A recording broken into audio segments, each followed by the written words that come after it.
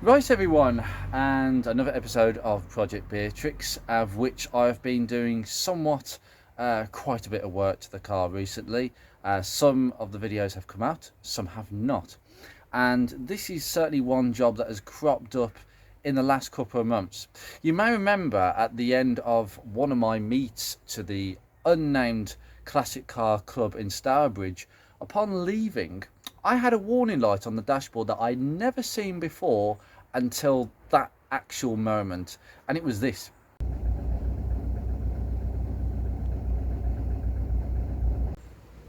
Yeah, yeah. That is the low level coolant warning light, and it's a pretty critical light on a 25, 45 or a 75 Mark II. They did not add these to the Mark 1s of all three cars. They only added it later on.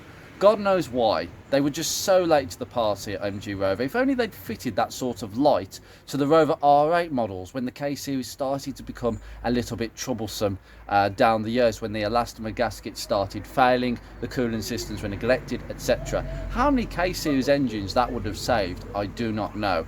And God forbid me, like the lack of progress with some of the things they did was just beyond frustrating. They could produce some amazing cars, and yet sometimes they just don't think of the small things. But this light is pretty crucial, and over the last few months it just has come on more and more and more. It goes on, it goes off. Every single journey it will come on and then go off after a few minutes. It's a faulty sensor, and on this car it's already been changed. This sensor that is on the car is not the original.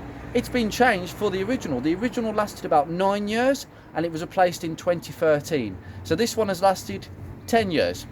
So we've got kind of a theme going on here. These low level coolant sensors are a pretty common fault, and I have actually found a replacement which is not a genuine one. It's actually one that was matched with parts numbers for the Freelander 2 and 3, believe it or not. So this coolant level sensor has been used by a lot of jankier Land Rover products.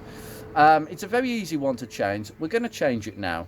But as I say, I don't trust the sensor in the car no more, and that is a bit of a problem, because it means that I've got to come out the car to check that I now have still got a full tank of coolant, and that's what's been happening. And I can't have the light like that. I need it to tell me accurate information so that I trust that when that does come on, there's a problem. The level's gone down, there's a leak, and that is important on a K-Series. Anyway, let's crack on. Right, so this is your parts number. Now that's not the Rover parts number, that is the Jaguar Land Rover parts number, so bear that in mind. And this is the sensor, and it looks identical to the original, absolutely identical. They're all made in China, so don't worry about that. They're all as bad as each other, but if it lasts another 9-10 years, fantastic.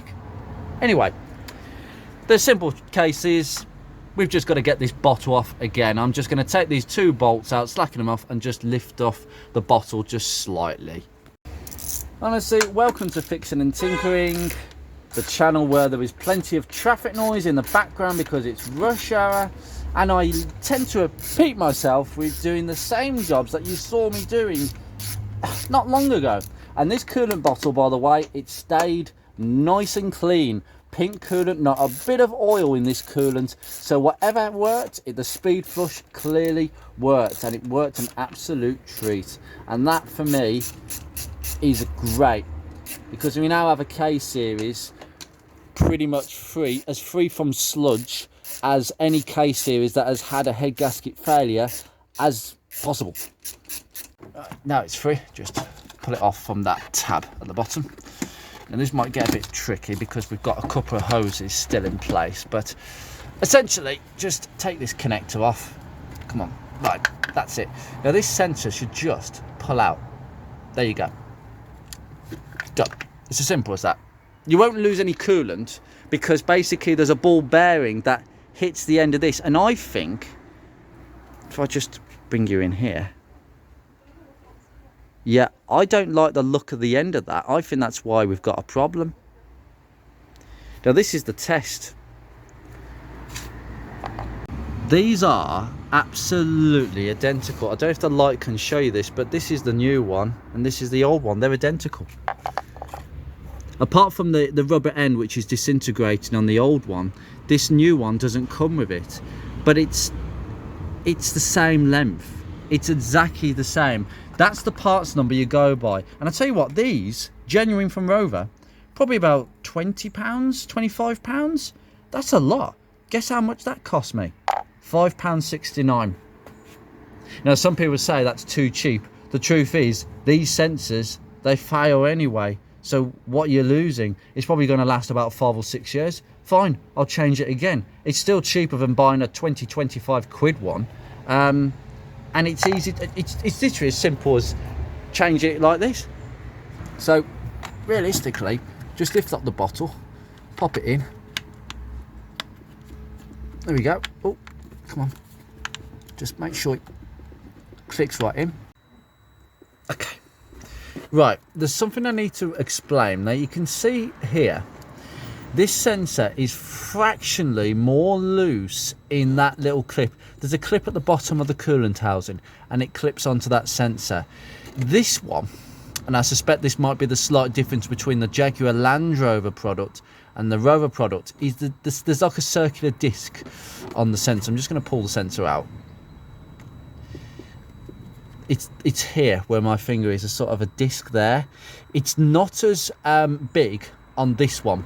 So if I push this in, there you go. It does click in, but it doesn't click in with such authority. Now what I might want to do is get a heat gun and just move some of these tabs inwards just to make sure it's secure. But I've just put the wiring on it, which is absolutely fine. And if I just take you around here to just check that it actually turns the light off, put the keys in. Bingo, it's gone out. Try it again. Bingo. Right, so touch wood that this continues to work. And that's as far as we go. We're going to put the bolts back in and that's it. That's the only thing you need to be aware about the Jaguar Land Rover sensor. It basically needs a little bit of fine fettling, maybe to the bottom tabs on that coolant bottle. Just get a heat gun or hairdryer and just heat those little tabs up so you can push them in a little bit so it just clamps on that sensor.